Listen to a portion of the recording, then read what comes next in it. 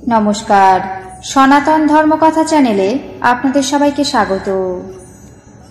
আজ শ্রাবণ মাসের ২৭ তারিখ বুধবার, কৃষ্ণপক্ষের চতুর্থী তিথি।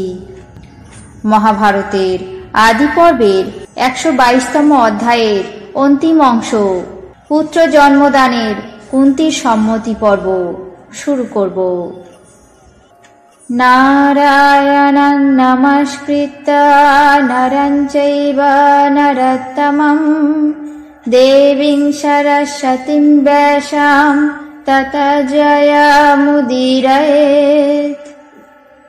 রাজা পাণ্ডু অত্যন্ত আগ্রহ সহকারে এমনভাবে বোঝালে পতিব্রতা কুন্তী তাকে সম্বোধন করে বলতে লাগলেন, হে মহারাজ, আমি বাল্য অবস্থায় পিতার গৃহে অতিথি সৎকারে নিযুক্ত ছিলাম এবং ব্রাহ্মণদের সতত পরিচর্যা করতাম।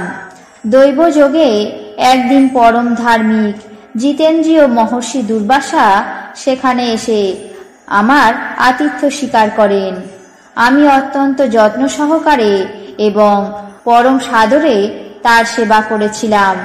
মহর্ষি আমার পরম ভক্তি দেখে বললেন, হে বৎস, আমি তোমার সেবায় অত্যন্ত সন্তুষ্ট হয়েছি। এখন তোমাকে এক মহামন্ত্র দান করছি, গ্রহণ করো। তুমি এই মন্ত্র উচ্চারণ করে যে দেবতাকে আহ্বান করবে, তিনি অকামী হোক বা সকামী, তৎক্ষণাৎ তোমার সামনে উপস্থিত হবেন। তুমিও সেই অমর প্রসাদে পুত্রবতী হবে। মহর্ষি দুর্বাসা এই বলে আমাকে বর এবং মন্ত্র দান করে অন্তর্হিত হলেন। হে নাথ, ব্রাহ্মণের বাক্য কখনো ব্যর্থ হয় না। দেখুন, ওই মন্ত্র প্রয়োগ করার সময় উপস্থিত হয়েছে। এখন আজ্ঞা করুন, এই মন্ত্র পাঠ করে কোন দেবতার আহ্বান করব? আমি তোমার আদেশের জন্য প্রতীক্ষা করছি। তোমার অনুমতি পেলেই অভিলাষিত পুত্রের জন্ম দেব। রাজা পাণ্ডু কুন্তির কথা শুনে অত্যন্ত আনন্দিত হয়ে বললেন, কুন্তী, দেবতাদের মধ্যে ধর্মরাজ সব থেকে শ্রেষ্ঠ। লোকের মধ্যে তিনি প্রকৃত পুণ্যভাজন, তাকেই আহ্বান করো। আমাদের ধর্ম কোনোভাবেই অধর্মের সঙ্গে যেন সংযুক্ত না হয়। ধর্মরাজের দেওয়া পুত্র অবশ্যই ধার্মিক হবে, তাতে কোনো সন্দেহ নেই। তার মন সর্বদা ধর্মে স্থির থাকবে। ধর্ম পুরস্কারেই কর্ম করা আমাদের কর্তব্য।